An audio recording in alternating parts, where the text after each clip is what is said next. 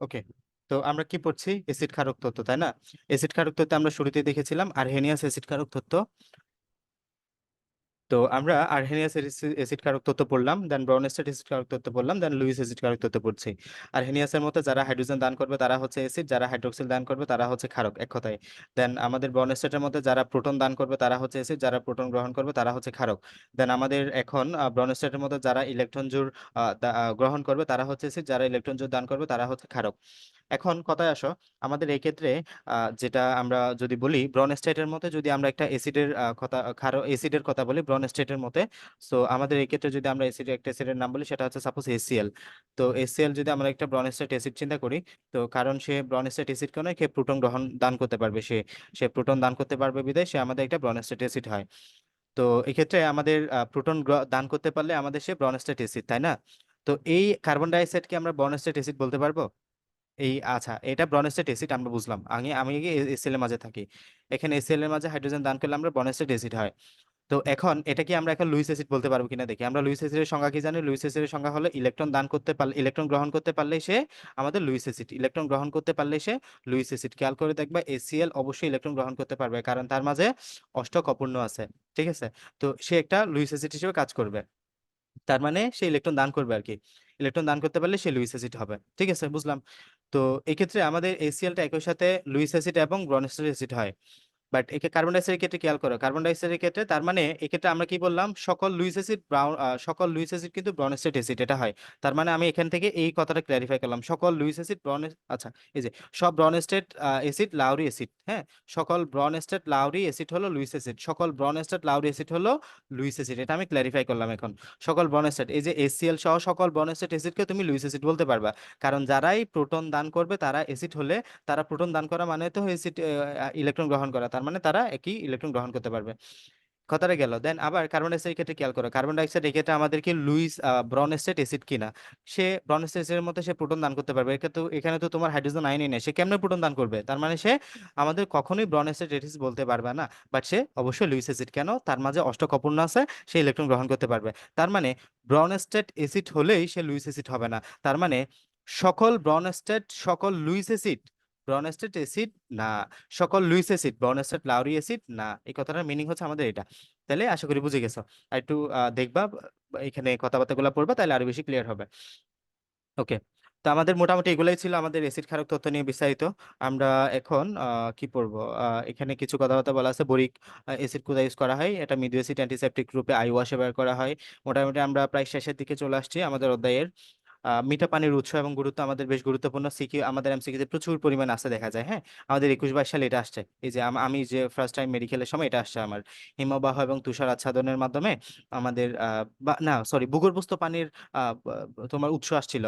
মিঠা পানির একটা উৎস হলো ভূগর্ভস্থ পানি, এরকম একটা কোয়েশ্চেন আসছিল আমাদের। তো এছাড়া এখান থেকে আরো কোয়েশ্চেন আছে দেখা যায় যে মোট জলরাশি, মানে পার্সেন্টেজ গুলো যদি কম আসে, তথ্যীয় বিষয় আসে, মনে রাখবা যে কোনো কম্পিটিটিভ পরীক্ষায় তোমার মোস্ট মানে সম্ভাবনা থাকে যে তোমার বড়জোর 1 ডিজিট কিংবা 2 ডিজিট এই তথ্য, এই সংখ্যাভিত্তিক তথ্যগুলা সচরাচর দেয়। বাট এর চাইতে বেশি ডিজিটের তথ্য অন এভারেজ খুব সহজে দেয় না। দিলেও খুব অল্প, এবং খুব বেশি ইম্পর্টেন্ট যদি হয় তাহলে দেয়। এটা একটু মাথায় রাখবা যে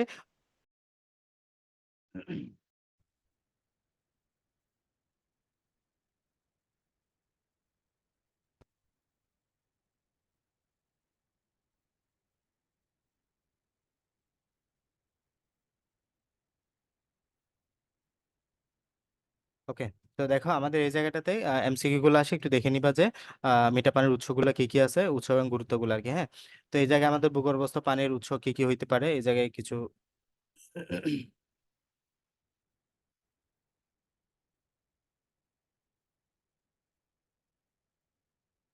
দেখো ভূগর্ভস্থ পানির কিছু উৎস আমাদের এখানে উৎস দেওয়া আছে, এগুলো একটু ভালোভাবে পড়বা। এছাড়া আমাদের ভূগর্ভস্থ পানি কোথায় কোথায় পাবা, পাহাড়ি ঝর্ণা খালের পানি, দেন বাঁধ এবং খাতে সঞ্চিত পানি ইত্যাদি। দেন ভূগর্ভস্থ পানির এই যে আমাদের অগভীর কূপের মাধ্যমে পাললিক বা বালি শিলার স্তরে জমা পানি আমরা ভূগর্ভস্থ পানি হিসেবে যেটা চিনি আর কি। হ্যাঁ, এটা মূলত আমাদের অগভীর তোমার পাললিক শিলা এবং বালি শিলার মাঝে এটা পানিটা থাকে।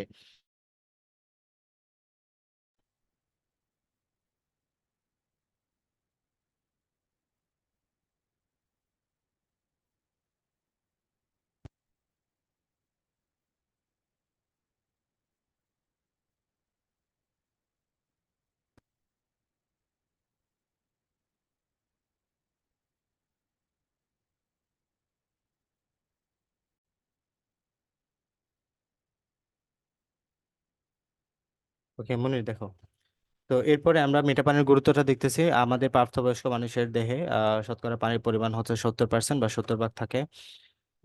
এরপরে এখান থেকে আর কিছুই পড়ার নাই খুব একটা, মনে অনেক রিডিং পড়া। সারফেস ওয়াটারের পানিগুলো একটু গুরুত্বপূর্ণ। এখানে খড় পানির মাঝে আমরা কি কি পাবো, হ্যাঁ খড় পানিটা একটু ভালোভাবে পড়বা, খড় পানির বিষয়টা আসে পরীক্ষায়। খড় পানি মানে বা হার্ড ওয়াটার মানে আমরা কি জানি, মিঠা পানিতে প্রয়োজনীয় পরিমাণ দ্বি ধনাত্মক ক্যাটায়ন, দ্বি ধনাত্মক মানে এটা ডাবল, মানে আমাদের এখানে ক্যালসিয়াম 2+, ডাবল দ্বি ক্যাটায়ন না, এটা আমাদের ম্যাগনেসিয়াম 2+, আয়রন 2+-এর লবণ দ্রবীভূত থাকলে বা আয়ন দ্রবীভূত থাকলে আমরা সেটাকে খড় পানি বলি, হার্ড ওয়াটার বলি। তো এক্ষেত্রে পানির ক্ষারতার বিষয়টা দেওয়া আছে, অধিক পরিমাণে দ্বিধনাত্মক আয়ন সাপোজ ক্যালসিয়াম, ম্যাগনেসিয়াম, আয়রন ইত্যাদি দ্রবীভূত থাকলে তাকে আমরা পানির ক্ষারতা বলি। তো ক্ষারতা দুই প্রকার হয়, একটা হচ্ছে স্থায়ী ক্ষারতা, একটা হচ্ছে অস্থায়ী ক্ষারতা। এগুলো একটু গুরুত্বপূর্ণ পড়বা। স্থায়ী ক্ষারতা মানে কি জানো, আমি জাস্ট একটা কি পয়েন্ট বলবো। স্থায়ী ক্ষারতা মানে হচ্ছে তোমার ক্লোরাইড এবং সালফাইড লবণ দ্রবীভূত থাকা। এক্ষেত্রে মনে রাখবা ক্লোরাইড এবং সালফাইড লবণ, দেখছো এগুলো আসছে বারবার, এই বারবার আসছে। ক্লোরাইড এবং সালফাইড লবণ দ্রবীভূত থাকা মানে হচ্ছে সেটা করপানি, ক্লোরাইড এবং সালফাইড লবণ দ্রবীভূত মানে সেটা হচ্ছে স্থায়ী কর। তাহলে ক্যালসিয়াম, ম্যাগনেসিয়াম, আয়রন, আয়নের ক্লোরাইড এবং সালফাইড অধিক পরিমাণে, এখানে জাস্ট কি পয়েন্ট একটা, ক্যালসিয়াম, ম্যাগনেসিয়াম, আয়রন এগুলো তো জানো, এগুলো থাকলেই তো কর পানি। তবে স্থায়ী কর হবে কিনা সেটা ডিপেন্ড করবে কি লবণ। এখানে যদি ক্লোরাইড এবং সালফেট লবণের আয়ন দ্রবীভূত থাকে তখন সেটাকে বলবো স্থায়ী কর। আর যদি বাইকার্বনেট লবণ দ্রবীভূত থাকে তখন সেটাকে বলবো অস্থায়ী কর। হ্যাঁ, তাহলে যদি ক্লোরাইড এবং সালফেট লবণ দ্রবীভূত থাকে মানে calcium sulphide, calcium chloride, magnesium sulphide, magnesium chloride, iron sulphate, iron chloride ইত্যাদি লবণ দ্রবীভূত থাকলে সেটা হচ্ছে স্থায়ী কর। স্থায়ী করতে কখনোই পানি ফুটিয়ে দূর করা যায় না, আয়ন এক্সচেঞ্জ বা পারমোটিভ পদ্ধতিতে দূর করতে হয়।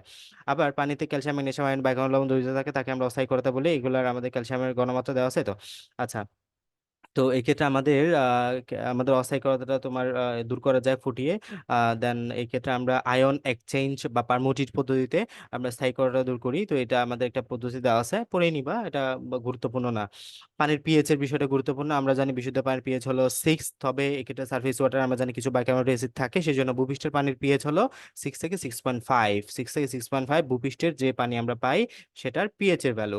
পানির ডিও মানে কি জান, আচ্ছা, ডব্লিউএইচও অনুযায়ী পৃথিবী তাপমাত্রা পানির অযোগ্য পানযোগ্য পানির পিএইচ সীমা 6.5 থেকে 8.5, ইনফিনিটিভ স্টার এই জায়গাটা। 6.5 থেকে 8.5, দেন পানি বর্ণহীন গন্ধ হয়। জলজ পানির জন্য পিএইচ 7 থেকে 7.5। পানি ডিও মানে কি জানেন, ডিও মানে ডিজলভড অক্সিজেন, ডিও মানে ডিজলভড অক্সিজেন। প্রতি লিটার নমুনা পানির অক্সিজেন সম্পৃক্তকরণে ওই পানিতে দ্রবীভূত অক্সিজেনের পরিমাণকে পানির ডিও বলা হয়। মানে একটা পানির অক্সিজেনের টোটাল সম্পৃক্তকরণ করতে, মানে টোটাল সম্পৃক্ত বা স্যাচুরেশনে নিয়ে আসে, স্যাচুরেটেড করতে যতটুকু দ্রবীভূত অক্সিজেন লাগবে সেটাই হচ্ছে পানির ডিজলভড অক্সিজেন বা ডিও। তো পানির ডিজলভড অক্সিজেনের পরিমাণ হচ্ছে 15 ডিগ্রি সেলসিয়াস তাপমাত্রা, সেটা হচ্ছে 10 মিলিগ্রাম পার লিটার। এককটা ভালোভাবে মাথায় রাখবা, মিলিগ্রাম পার লিটারকে আমরা পিপিএম বলি, পার্টস পার মিলিয়ন বলি। ঠিক আছে। এরপরে পানির ডিউ এর মান নির্ণয় কিভাবে বের করতে হয়। পানির ডিউ এর গুরুত্ব, পানির ডিউ এর ওয়াটারে ডিউ এর মান 5 মিলিগ্রামের সীমার মাঝে থাকতে হবে। নদীর মোহনা ডিউ এর মান 6 মিলিগ্রামের বেশি। পানির বিওডি মানে কি, বায়োলজিক্যাল অক্সিজেন ডিমান্ড মানে কি, আমাদের এই ক্ষেত্রে নির্দিষ্ট এই সংজ্ঞাটা মাথায় রাখবা। নির্দিষ্ট পরিমাণ যেমন প্রতি লিটার সারফেস ওয়াটারের নমুনায় জৈব দূষক বস্তুকে 25 ডিগ্রি তাপমাত্রায় 5 দিন যাবত বায়োজীবী জীবাণু যেমন ব্যাকটেরিয়া দ্বারা সম্পূর্ণ বায়োডিগ্রেশন বা পচনশীল জৈব বস্তুকে বিয়োজিত করতে ওই পানির ডিউ যে পরিমাণ থেকে অক্সিজেন বিয়োজিত হবে তাকে বিইউডি বলা হয়। হ্যাঁ, একবার পড়ে নিবা, মাঝে মাঝে আসে। আসলে ও কয়েকটা মানে শব্দ যাতে অ্যাটলিস্ট ইনক্লুড করতে পারো, ওইভাবে বুঝে বুঝে পড়বা। দেন আমাদের এই ক্ষেত্রে এই লাইনটা মাথায় রাখবা, খুবই খুবই খুবই খুবই গুরুত্বপূর্ণ। ইনফিনিটিভ স্টার এই জায়গাটা। 1 থেকে 2 ppm হলে পানির ডিউ সবচাইতে ভালো, হ্যাঁ এটা খুবই ভালো। 3 মিলিগ্রাম হলে মোটামুটি ভালো, 6 মিলিগ্রাম হলে ডব্লিউএইচও মানা যায়, 10 মিলিগ্রাম হলে দূষণ মাত্রা খারাপ, 20 মিলিগ্রাম হলে খুবই খারাপ। ভালোভাবে মাথায় রাখবা। দেন আসো, পানি ডিও এবং বিওডি এর কোন পদ্ধতিতে নির্ণয় করা হয়। উইংলার আইডেমেটিক পদ্ধতিতে নির্ণয় করা হয়। উইংলার আইডেমেটিক পদ্ধতিতে পানি ডিও এবং বিওডি নির্ণয় করা হয়। দেন আসো, পানি সিইউডি মনে হয় এরপরে, পানি সিইউডি, হ্যাঁ হ্যাঁ হ্যাঁ হ্যাঁ, সিইউডি এর মান বেশি। পানি সিইউডি, তাহলে যেটা হচ্ছে কেমিক্যাল অক্সিজেন ডিমান্ড, হ্যাঁ কেমিক্যাল অক্সিজেন ডিমান্ড। তো পানি সিইউডি এর মান সিইউডি এর মান অবশ্যই বিওডি থেকে বেশি হয়। সিইউডি এর একটা সংজ্ঞা দেওয়া আছে, পড়ে নিবা।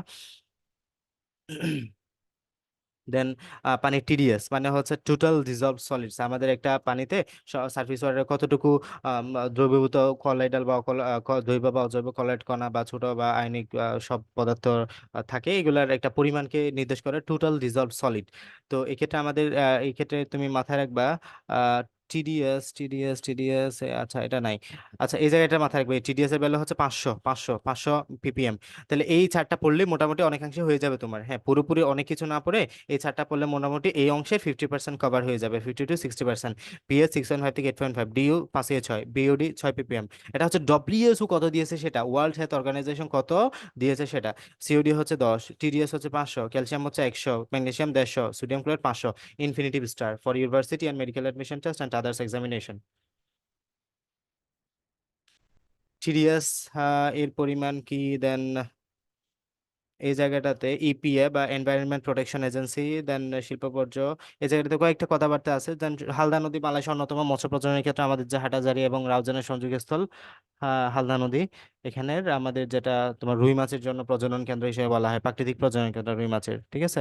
ওয়ার্ল্ড হেরিটেজ হিসেবে ঘোষণা করা হয়েছে এটাকে। তো ইউট্রিফিকেশন, পানির চরম অস্বাস্থ্যকর অবস্থাকে ইউট্রিফিকেশন বলে। Then ETF, effluent treatment plant, what is the meaning of ETF? Effluent treatment plant. Then আসো পানির তাপমাত্রা যদি 10 ডিগ্রি বেড়ে যায় তাহলে পানি দূষণ মাত্রা খারাপ। দেন আর্সেনিকের প্রভাবে, তাহলে এখন আমরা পড়বো কয়েকটা কথাবার্তা এই জায়গায়, নিকেল গ্ল্যান্সের সংকেতটা পড়বা, ওরপেমিন্টের সংকেত পড়বা, রিয়েল গ্যাসের সংকেত পড়বা, কোবালটাইটের সংকেত পড়বা, আর্সেনো পাইরাসের সংকেত পড়বা, এগুলো একটু পড়ে নিবা। এখন আরো কয়েকটা আমাদের বেশ গুরুত্বপূর্ণ কথা হয়ে যায় এই জায়গায় আছে, লাল দাগ দিয়ে এখানে দেওয়া আছে।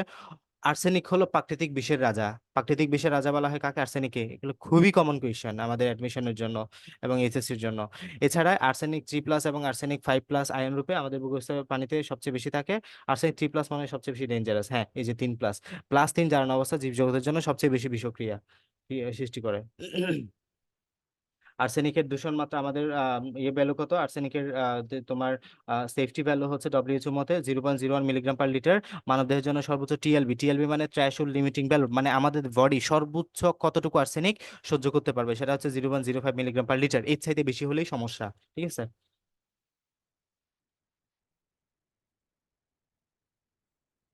দেন আসো আমরা এখানে লেস ইম্পর্টেন্ট, টিএলবি অফ আর্সেনিক হচ্ছে 0.05, কার্বন মনোক্সাইড হচ্ছে টিএলবি 0.1, ট্র্যাশিং লিমিটিং ভ্যালু।